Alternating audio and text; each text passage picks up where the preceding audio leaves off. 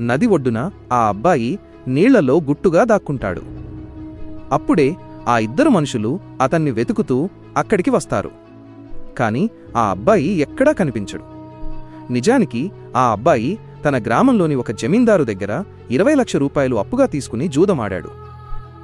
ఇప్పుడు ఆ జమీందారు ఆ అబ్బాయిని డబ్బులడుగుతున్నాడు. కాని అతడి దగ్గర తిరిగి చెల్లించడానికి డబ్బులు లేవు. అందువల్ల ఆ జమీందారు ఆ అబ్బాయిని కట్టికొట్టడానికి తన ఇద్దరు మనుషులను అతడి వెనుక పంపించాడు. వారి నుండి తప్పించుకుని పారిపోతూ ఆ అబ్బాయి ఒక కారులోకి దూరి దాక్కుంటాడు.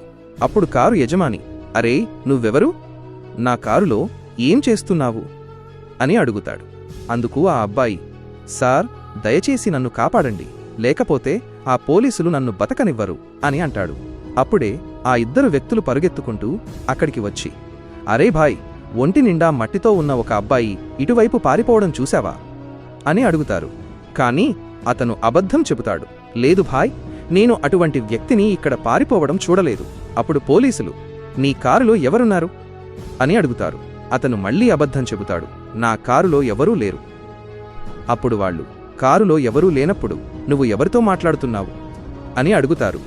తరువాత ఏం జరిగిందో చూడటానికి ముందు ఆగునైనా, నన్ను చూసి విస్మరించకు, లేకపోతే నీకు చెడు సమయం వస్తుంది.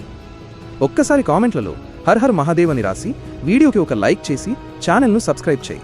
నీ ప్రతి కోరిక నెరవేరుతుంది. అప్పుడే ఆ అబ్బాయి కారు వెనుక గేటు నుండి పారిపోతాడు.